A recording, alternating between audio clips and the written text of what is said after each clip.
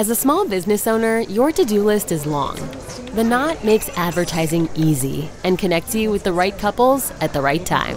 Visit vendors.theknot.com/podcast for 15% off your first month with code podcast15.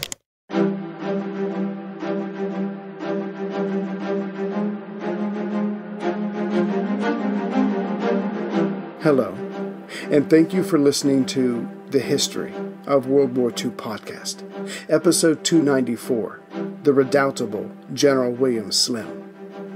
Last time, the far western end of the Malay barrier, Burma, if looked at in a general sense, had been invaded and its capital, Rangoon, occupied on March 8, 1942.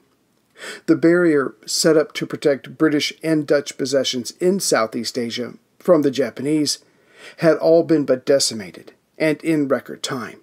The only lands still free of the invading empire were British-controlled India, Australia, and the southern half of Papua New Guinea, and of course, central and northern Burma. But those areas were currently facing the Japanese 15th Army, which had been strengthened by the arrival of the 18th and 56th Divisions. Meanwhile, the inadequately equipped and trained defenders, waiting to be attacked, were demoralized after losing southern Burma so quickly.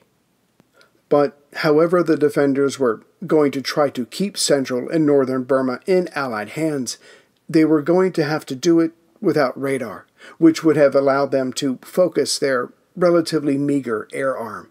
That had been left in Rangoon.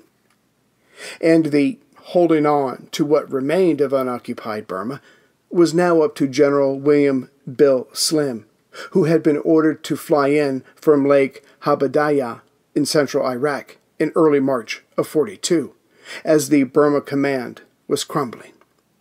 Slim, an introspective man who had commanded everything from a platoon to an army, saw the leadership of men in combat as a science and an art. Indeed, to his thinking, the unit's success, no matter its size, was determined by the person on top. That person got the glory, which, if wise, they would share, or the blame, which, if wise, they would keep all for themselves. Why? There will always be another battle. The unit must continue to believe in itself. Now, the science of command is about as sexy as logistics, but it is equally important.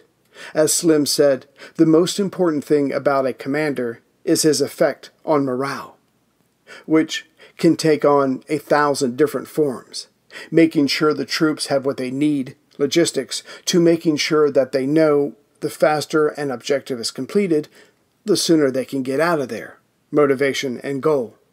And this labyrinth that is command had been studied by Slim for decades.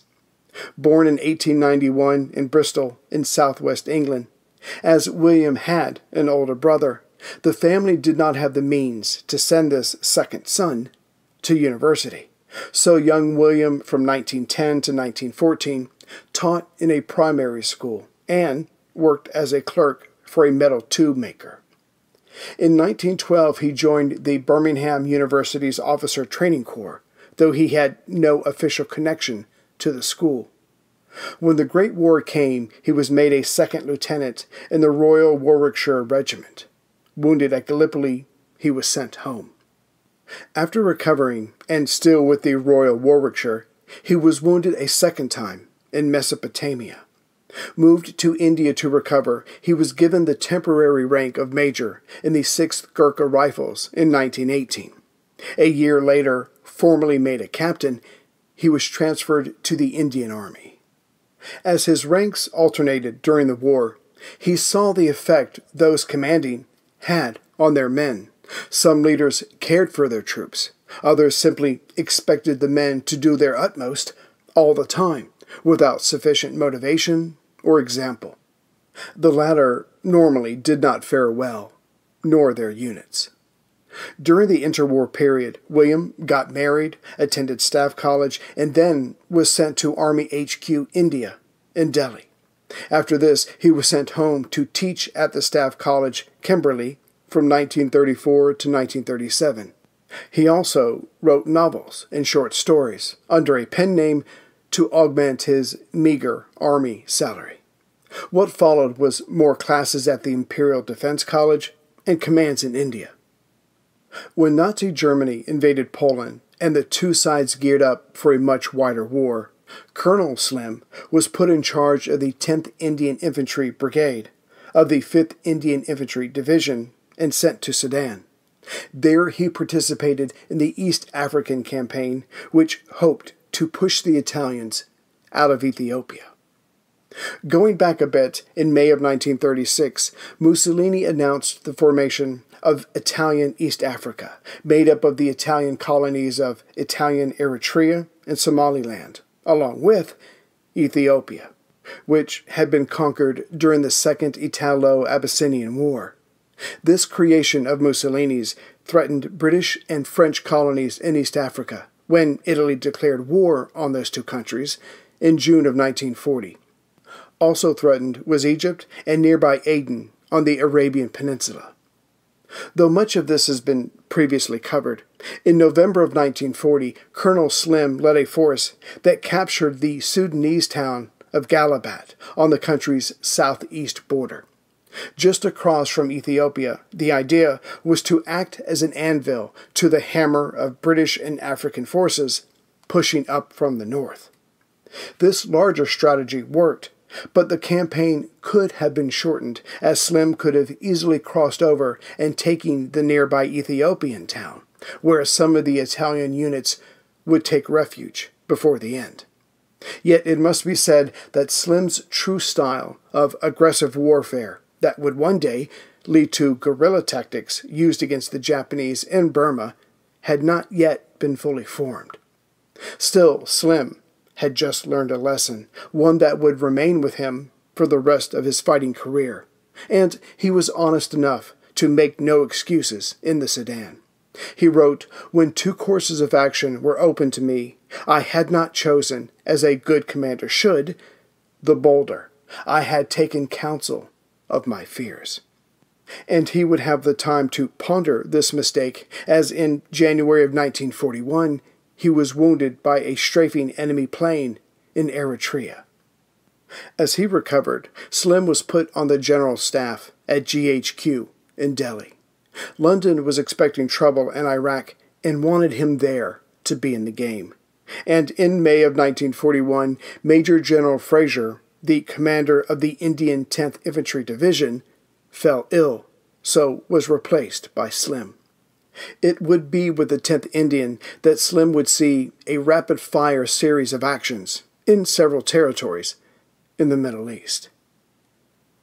During the Great War, the British led the defeat of the Ottoman Empire, and after the war, the League of Nations designated Mesopotamia, which covers much of modern-day Iraq, as a British mandate. Hence, the RAF Iraq Command was established, which would be changed to Iraq Force or Iraq Command during World War II. The mandate in Iraq ended in 1930, and by the late 1930s, the British only retained two Royal Air Force stations in country, RAF Shabaa near Basra in the south, and RAF Habaniya just west of Baghdad. But the pro-Axis Iraqi Prime Minister, Rashid Ali al-Gailani, made plans to kill the regent of 5-year-old King Faisal II in March of 1941, who fled the country. So, on April 1st, the coup d'etat was set into motion. Gailani was again the prime minister with his new national defense government. Right away, Gailani sent an Iraqi artillery force to the RAF base at Habaniya. The threat was clear enough. However, as Iraq's oil, of which British-owned Anglo-Persian Oil Company had a concession, was vital to the Allied war effort, and the country acted as a part of the land bridge between Egypt and India, Churchill ordered Wavell to protect the airfield and other British interests. Coming into Iraq from India were Indian troops, but not Slim's, he was still recovering, known as Sabine Force, under the still healthy Major General William Fraser. Still in April, a brigade from India made quick work of subduing Basra, Iraq's main port city, to which Prime Minister Rashad Ali demanded that all British troops be removed.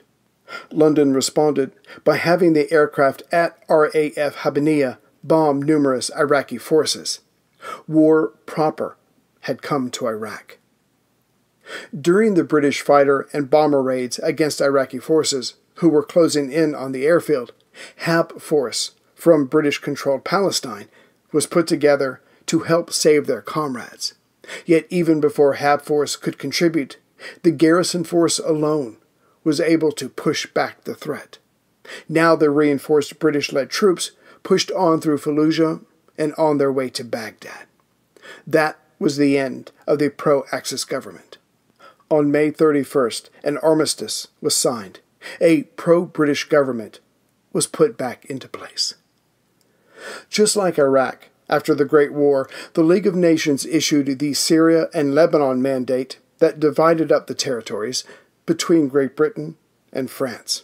The British were given a responsibility of Mesopotamia, modern-day Iraq, and the southern part of Ottoman Syria, or Palestine, and Transjordan, while the French received the remainder of Ottoman Syria, Lebanon, Alexandretta, and parts of southeast Turkey. Again, the idea was for the European powers to act as a trustee until an independent state was born. However, like the British, when the French ceded autonomy to Syria in September of 1936, it insisted on the right to maintain armed forces and 2 airfields in the country. Going back to the Iraqi coup d'etat in April of 1941, though this was handled quickly enough, it still sent shockwaves through London. What if the Vichy French-controlled Syrian Republic, or the French Lebanon, allowed Germany to send in forces that could then be used to attack Egypt from the north? Indeed, this scare was all the more specific as Germany had, by May of 1941, invaded nearby Greece and Crete. So, it was decided to launch Operation Exporter, the preemptive invasion of Syria and Lebanon in June of 1941. Guessing that the British would attack, General Henri Dents, the High Commissioner for the Levant and the Commander-in-Chief of the Army of the Levant, per the War Minister, was already letting German and Italian planes land in Syria for refueling. And as even this would probably elicit a response from the Allies, Dents was as ready as he could be, with 7 infantry battalions of regular French troops, 11 infantry battalions of special troops of indigenous Syrian and Lebanese soldiers, 5,000 cavalry, horsed and motorized, 2 army groups, some 90 tanks, and 289 aircraft. In the water, this force was supported by 2 destroyers, a sloop, and 3 submarines.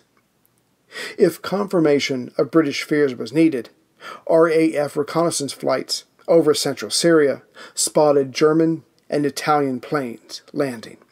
The next month or so would see air combat that roughly broke the Brits' way, which caused the Germans in the area to ask Hitler for permission to expand operations there.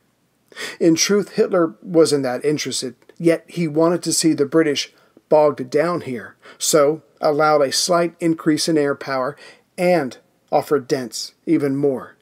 But in mid-June, Dents would turn this offer down, as he did not want to see his area become a major war zone.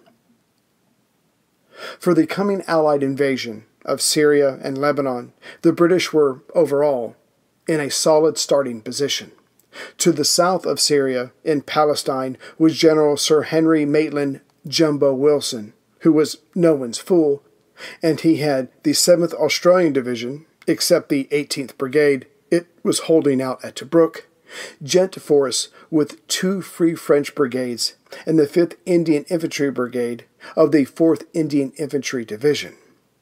In northern and central Syria sat Iraq Command of Lieutenant General Sir Edwin Quinan, who had parts of the 10th Indian Infantry Division, HAP Force, the 4th Cavalry Brigade, and the Arab Legion. As their locations were generally to the east of the French possessions, these forces would move west to help secure the coast. The skies over the coming battlefields would be contested by RAF squadrons and planes from the RAAF, or Royal Australian Air Force. Held in reserve would be the 17th Australian Brigade. All told, Jumbo Wilson had at hand some 34,000 men to Dentz's 35,000 soldiers. His sticking point, though, would be the 50 fighters he had versus the almost 300 of the French. The British attack plan was straightforward, but effective. Coming in from 4 different directions, and not all at the same time, the Allied campaign would be a series of waves that would hit French installations and forces in such a way that once Dentz figured it out, he would have already lost routes in between the settlements and then be overwhelmed in more vital areas as unexpected previously separated Allied units would come together as they came closer to the last remaining targets. Jumbo Wilson, to get Dentz's attention, would have the 5th Indian Brigade Group cross north into Syria on June 8th from British-controlled Palestine and make for Quneitra, below Beirut, and Dera, south of Damascus. As Dentz reacted to this, the Indians would stop, but now that the way to Damascus was open, the still fresh 1st Free French Division would follow up on the opening on the way to Damascus. The Indian group would then fall back to a support unit. Meanwhile, the 7th Australian Division, under Major General Arthur Tubby Allen, would also depart Palestine, but he and his would head up the coast, leaving Haifa and making for Beirut. Again, the 5th Indian Brigade Group would have sussed out any initial defenses in the area. But even here, the developing attack would not be what it seemed. For the 7th Australian Division, once in country, would separate into brigades. The Australian 21st would also make for Beirut, while the 25th would go after the large French air base at Rayak. Now, these actions alone would have grabbed Dentz's complete attention, but Jumbo wasn't done. With these incursions well on their way, only then would Major General William Bill Slim come in with the bulk of the 10th Indian Infantry Division from Iraq, specifically from Haditha along the Euphrates in Iraq. Slim's division would head northwest, following the Great River to Deir ez-Zor, and then to Raqqa, and then Aleppo. If this could be successfully carried out, then the rail line from Aleppo to Turkey would be cut, as many British officers believed that Turkey was pro-Axis and wanted to make sure that they could not contribute to Vichy's war effort. But it's worth stopping here to zoom in on General Slim and his men, as what he is about to achieve here in Syria will be repeated in Burma, only much later, after the initial Japanese threat had lost steam. By June 20th, Damascus inland had been taken, yet Beirut along the coast, home of the main Vichy forces, was still holding out. It was being threatened from the south, but could still receive supplies from the north. General Wilson wanted this northern side occupied and cut off, but in order to do that, Aleppo, further north, had to be taken. So the Allied attack on the north side of Beirut would not have to worry about its rear. This is where General Slim and the 10th Indian comes in. Jumbo Wilson wanted Slim and company to cross over the Iraqi-Syrian border on Syria's eastern side, and traveling northwest, take Abu Kamal, then Deir ez-Zor, then Raqqa, then Meskin, and finally Aleppo in the northwest corner of Syria. As the Indian troops in the southern attack had already proven themselves in this hot, dry theater, it was hoped Slim's men would do equally well. The question was General Slim up to it? The 10th Indian Infantry Division, currently the 21st and 25th Indian Infantry Brigades, plus the 2 8th Gurkha Rifles, left Haditha on June 27th. Coming upon Abu Kamal, it fell without opposition, as it was too close to the border, so indefensible. But after this, the 10th Indians' progress was slowed by bad roads and regular Vichy air attacks. Still, by the afternoon of July 1st, Slim's force was only 9 miles from Deir ez-Zor, the largest city in eastern Syria. At first, Slim was simply going to launch an attack at the city from the southeast, along the road he was on, while sending another mobile force around to the north of the target to launch a surprise attack from the rear. The hope was this would end quickly enough to capture the 2 large bridges there over the Euphrates. But as the Vichy air attacks had held him off of getting resupplied, Slim's fuel was running low. Should he risk it, a mobile flanking movement which may see that force run out of fuel just as they were about to attack, to then be left stuck out in the open to follow up air attacks? Or he could save the fuel and just make a dash in front of the city along the road, which may work, but certainly his casualties would be much higher, whether this succeeded or not. Thinking it over and valuing his men over fuel, Slim's plans were revised with a mobile diversion component. Now, commanders like Ulysses S. Grant of the U.S. Civil War and during World War II General Patton have been called butchers for throwing their men in with seemingly little regard. However, their arguments for doing so are valid. To launch a direct attack to take away the enemy's ability to shuffle forces around has its value. Further, any attack that stalls and then becomes a siege will generate much larger casualties than simply charging in, most times. However, General Slim was more of the mind of General William Tecumseh Sherman, again of the U.S. Civil War, who was remembered for burning the city of Atlanta. However, to get that far south, Sherman first engaged in a series of brilliant maneuvers that caused General Joseph E. Johnston's Army of the Tennessee to run itself exhausted, trying to stay in between Sherman and the city, not unlike a master tennis player forcing an opponent to run all over the court. So, at 9 a.m. on July 3rd, Slim had the 210th Gurkha Rifles attack the city from the southwest, not along the road. This was a fairly obvious move. However, 4 hours earlier, Slim had sent out his flanking column again to the southwest, but this time they were 20 miles or 32 kilometers further away. By 10:30 a.m., they were in position to the northwest of the city. The Gurkhas went in first to grab the defenders' attention, which worked. Only then did the flanking force and motor cars charge in, practically unmolested. The bridges were secured, and by 11 a.m. the 2 Indian forces met within the city, as the defenders switched into civilian clothes to blend in with the evacuating locals. Further, some 50 trucks, 9 guns, and 5 aircraft were captured by Slim's men. The only stain on the whole affair was that the Vichy air raids went on unimpeded.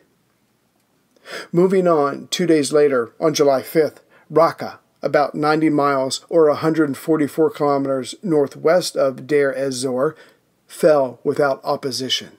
As for the harassing air raids, Slim ordered that all supply trucks should travel at night. During these actions, other Indian brigades were capturing targets in the northeast corner of Syria, along the Turkish border.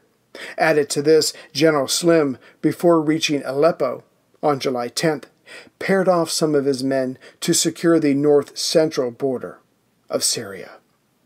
By then, specifically in the early morning hours of July 9th, the Aussies of the 7th Australian Division had encircled and begun to enter Darmour, the Vichy French administrative capital, about 30 kilometers or 18 miles south of Beirut.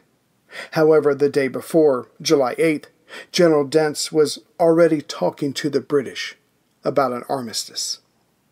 On July 10th, the Australian 21st Brigade, its rear covered by General Slim, who was holding Aleppo, was on the edge of Beirut. This unfolding situation, as well as the surrounded Darmour, forced Dent's to negotiate in earnest. The armistice went into effect 1 minute past midnight on July 12th. It was officially signed on July 14th at the Sidney Smith Barracks just outside of Beirut. Now, not caring about politics, Archibald Wavell, C&C Middle East, had not wanted this campaign. The British were already overstretched in the Mediterranean, and who knew where the Germans or Italians would strike next? But Churchill wanted it, so the attack went forward. Further, Wavell knew that the men were not trained for hot mountainous lands. Still, the Indians did well, certainly under Slim's command, as he took care of his men. But the Australians also handled themselves well, as their strength was husbanded wisely. No, the real weakness that manifested itself during the conflict was the air war. The Allies were slow in catching up to the enemy, and much of this came about only as the French lost more and more airfields. In all, things worked out, but could have easily not done so. The Germans could have seriously committed themselves, but after the disastrous results of their airborne attack on Crete, they backed off, as to not give the British any excuse to try to retake the island. At the time, the Germans were simply not in a position to defend it. In the end, who was right, Churchill or Wavell? Yes, this was a victory that caused 4,653 Allied casualties, dead, wounded, captured, or missing. But Wavell's main point was that the forces that participated in this Syria-Lebanon campaign, or Operation Exporter, came from Western Desert Force, as Operation Battle Axe, the supposed rescuing of Tobruk, was underway in mid-June. The result there was an outright Allied defeat, which lost almost 1,000 men, some 90 tanks, and 36 aircraft, with Eastern Cyrenaica still in Axis hands, threatening Egypt. Again, that had been the C&C Middle East Wavell's primary focus, but he was outvoted by Churchill. Ironically, the defeat of Battle Axe, though one hand had been tied behind his back, was the last straw for the Prime Minister, who sacked Wavell. He was relieved on June 22nd and gave up command on July 5th. His replacement was C&C India, Claude Auchinleck. Basically, the two men switched positions. As for Syria and Lebanon, now that they were safely in Allied hands, Free French General Georges Catroux was placed in charge of both territories. The next action Slim's 10th Indian Infantry Division would see would be in Iran, or Persia. As for Slim, only his voice would be with his men, as he would direct them via radio from Iraq. Actually, the invasion of Persia would be carried out by British and Soviet forces in late August of 1941. On December 15, 1925, Reza Shah Pahlavi became the Shah of Iran. 10 years later, he would ask the outside world to refer to the country as Iran, its historical name, used by the natives. But as far back as the Great War, Britain and Russia had been meddling in Iran's oil reserves near Baku and the Caspian Sea. The Iranian government attempted to put a stop to this with Ottoman and German help during the Great War, but nothing came of it. Indeed, the British-owned Anglo-Iranian Oil Company still refined the local resource, and Reza Shah, when in power, used his part of the proceeds to modernize the cities of Iran and its armed forces. Over the next decade and a half, Iran and Germany continued trading goods, as that European country had no history of cheating Iran out of its oil revenues. But It was in 1931 that Reza Shah canceled the Darcy Concession, which gave the Anglo-Iranian Oil Company the exclusive right to sell Iranian oil. It seems that Iran was receiving only about 10 to 16% of the profits. Yet when World War II came, the picture drastically changed. Iran went from being only a resource area to a vital portal, one that had to be kept in friendly hands. For one, the heavy German influence in Iran might turn into a military springboard, and two, the 8 million tons of oil that came from Iran in 1940 alone might be denied to the British, just as the war was getting underway. Then, as we have seen, came the Iraqi coup d'etat in April of 1941, which was handled well enough, and what followed was the preemptive invasion of Syria and Lebanon that same year. And as the Commonwealth forces were built up in the Middle East due to the fighting in Iraq, Syria, and Lebanon, it was deemed wise by London and Moscow to secure Iran's loyalty. After all, the Lend-Lease Act had been passed in Washington earlier that year, and after the Germans started their attack on Russia, Allied supplies had to reach that beleaguered country to keep it in the fight. The two northern ports of Russia, Archangel and Murmansk, were only viable for a short time during the year, and the waters near there were lousy with German U-boats. No, the more southern Iranian corridor had to remain open.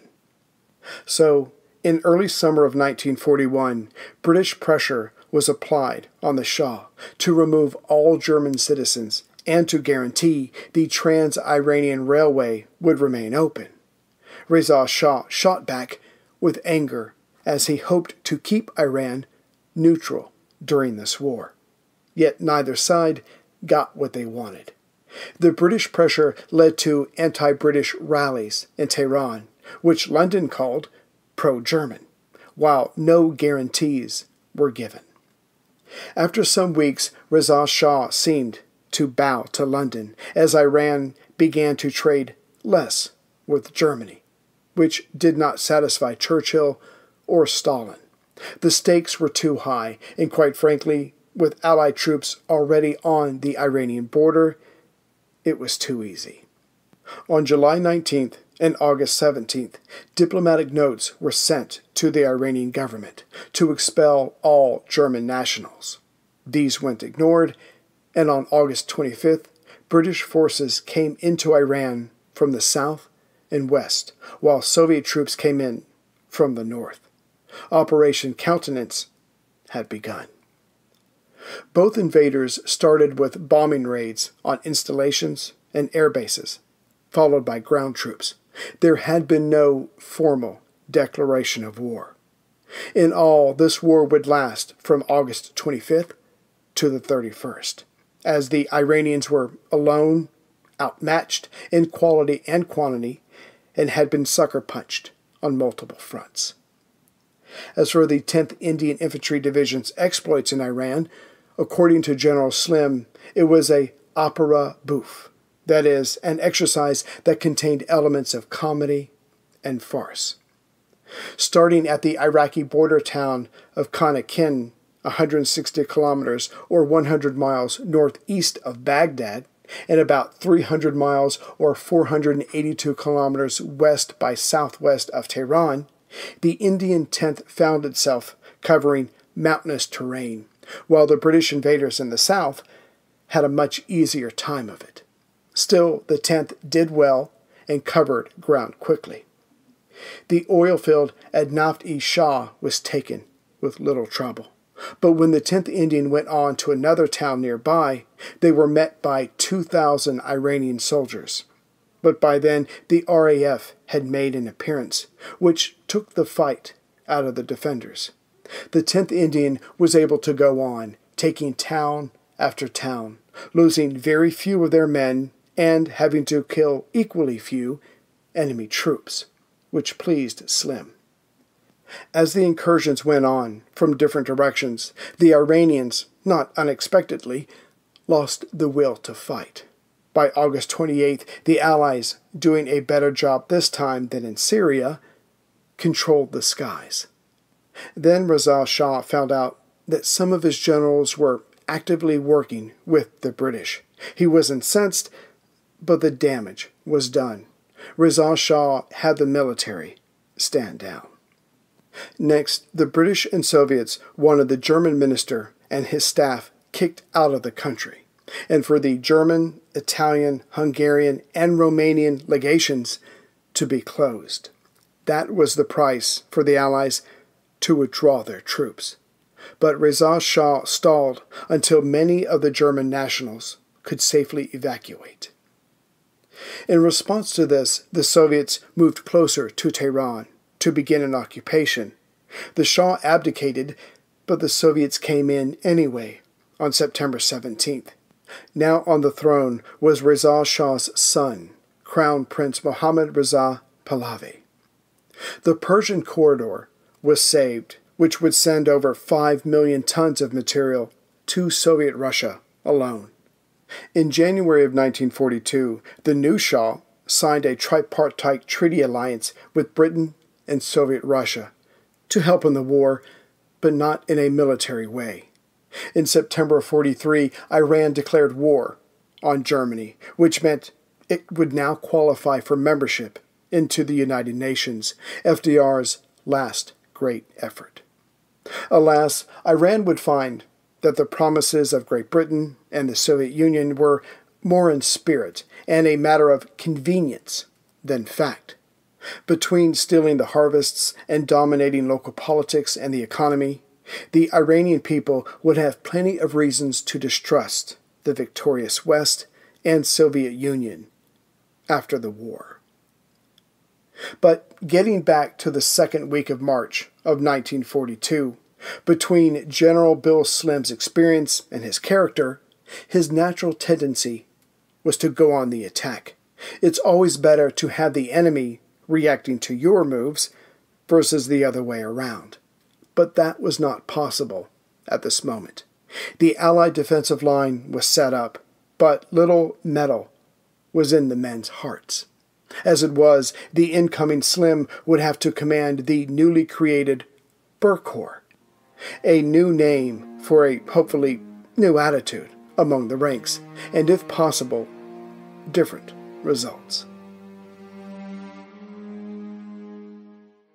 Greetings everyone from Central Virginia. So for the Americans out there, happy 4th of July. Hopefully this is going out tonight in between the hot dogs, hamburgers, fireworks, cigars, and beer. I know this was a heck of a detour, but because I wanted to introduce Bill Slim and the type of person he was, the type of commander he was, and because he had participated in a lot in the Middle East, and I know that I covered East Africa and I covered Iraq, but I wanted to make sure I covered everything else. I used this opportunity to tell that story, how the Middle East pretty much gets locked down for the Allies, so I can keep focusing on the Pacific and Europe and North Africa and things like that. So I saw the opportunity and I took it. Next time we'll bring in Vinegar Joe, get him face-to-face with Chiang Kai-shek, and he will, quote-unquote, be in charge of some Chinese armies. We'll get him into Burma, and we will continue on with the ground war in Burma. Take care, everyone. What a beautiful day in nature. Take it from a little bug like me. Nothing makes you feel more alive. Whoa, I almost got frogged. That was a close call. But boy, do I feel capital A alive. Luckily for you humans, Nature's Way put that thrilling feeling of aliveness in a bottle. Nature's Way Alive Women's Multivitamin Gummies with 16 vitamins and minerals. Delicious multivitamins inspired by nature. Whoa, better luck next time, pal. Nature's Way.